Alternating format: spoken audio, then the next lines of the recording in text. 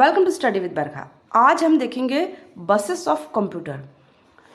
Buses मतलब it is a network of wire और electronic pathways. मतलब जो इलेक्ट्रॉनिक वायर्स हैं जहाँ से कम्युनिकेशन होता है, डेटा और इंस्ट्रक्शंस का जो पाथ होता है उसको हम बोलते हैं बस। सो बस system is a single computer bus that connect the major component of computer system. The technique was developed to reduce the cost and improve modularity. It combines the function of data bus, address bus and control buses. CPU को different component से connect करने को के लिए जो wires हम use करते हैं उसको हम कहते हैं बसेस। तो ये जो बस होती है ये 3 प्रकार की होती है: डेटा बस, एड्रेस बस और कंट्रोल बस। इसको भी हम बेसिकली जो सिस्टम बस होती है वो 3 प्रकार की होती है, इसको हम कहते हैं इंटरनल बस। इसके अलावा जो सीपीयू के बाहर जो बस होगा उसको हम कहेंगे एक्सटर्नल बसेस। सिस्टम बस जैसा आपको बताया है इसमें 3 होगा: data bus, address bus and control buses. अब आप ये देखिए, यहाँ पर है ये आपका सीपीयू में क्या है, एएलयू है, कंट्रोल यूनिट है, रजिस्टर्स होता है। दूसरा होगा आपका memory, third is input output devices. तो ये सिस्टम बस को हम डिवाइड करते हैं 3 बसों में। डेटा बस डेटा को कैरी करने का काम करेगा, एड्रेस बस से एड्रेस कैरी होगा और कंट्रोल बस कंट्रोल सिग्नल को कैरी करता है। सो इन तीनों को मिला के बनता है हमारा सिस्टम बस। सिस्टम बस में आपको ये ध्यान देने की जरूरत है, ये आपका सिस्टम बस से यहाँ से सीपीयू, मेमोरी और आईओ डिवाइसेस कनेक्टेड रहेंगे। अब डायरेक्शन पर आप ध्यान दीजिए।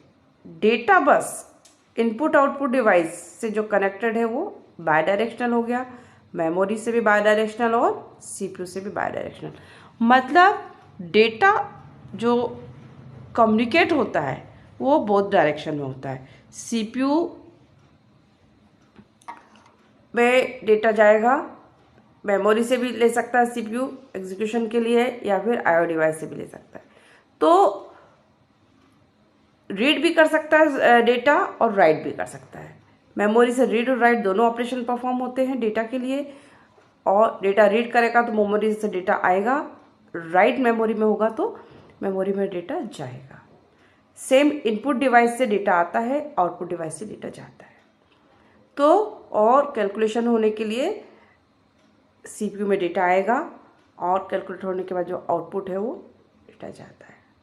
तो डेटा बस होता है वो बाय डायरेक्शनल होता है। अब हम आते हैं एड्रेस बस पर। एड्रेस बस आप देखिए यूनिडायरेक्शनल है। एड्रेस के लिए सीपीयू से एड्रेस बस में एड्रेस जा रहा है, कहाँ से आपको रीड करना है या राइट करना है। So address is going from the CPU and किस मतलब या तो डेटा रीड होगा या राइट होगा, तो उसका एड्रेस हम पहले मेमोरी में लोकेट करते कि इस पोजीशन से हमको रीड या राइट ऑपरेशन परफॉर्म करना है। तो मेमोरी में किस लोकेशन से, किस एड्रेस से आपको ऑपरेशन रीड राइट परफॉर्म करनी है, तो ये एड्रेस हमारा सीपीयू बताता है। इसलिए सीपीयू से एड्रेस जाता है, या तो मेमोरी से रीड राइट होगा या फिर आईओ डिवाइस से।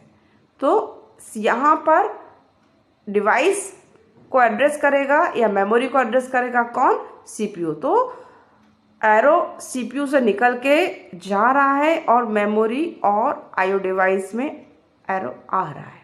सो दिस इज हमारा कॉल्ड एड्रेस बस। आफ्टर दिस देखते हैं हम कंट्रोल बस। कंट्रोल बस भी आपका है बाय डायरेक्शनल, क्योंकि सीपीयू से कंट्रोल सिग्नल या तो रीड या राइट जाता है, मेमोरी में भी जा सकता है या आईओ डिवाइस में। मेमोरी से रीड करना होगा तो मेमोरी में रीड सिग्नल जाएगा, आईओ डिवाइस में रीड करना होगा तो आईओ डिवाइस में रीड सिग्नल जाएगा या राइट भी जा सकता है। बट अब ये देखिए आईओ डिवाइस रेडी है या नहीं है। तो आईओ डिवाइस अपना सिग्नल भेजता है सिस्टम बस को, इसी प्रकार से मेमोरी भी अपना सिग्नल भेजता है। तो ये जो सिग्नल होता है कंट्रोल सिग्नल, ये बोथ डायरेक्शन में होता है, बाय डायरेक्शनल होता है, मेमोरी और IO device and CPU. So this is our system बस। ये आपका एक्सप्लेनेशन है। Data bus carry information, collection of wire through which the data is transmitted from one part of computer to another is called data bus.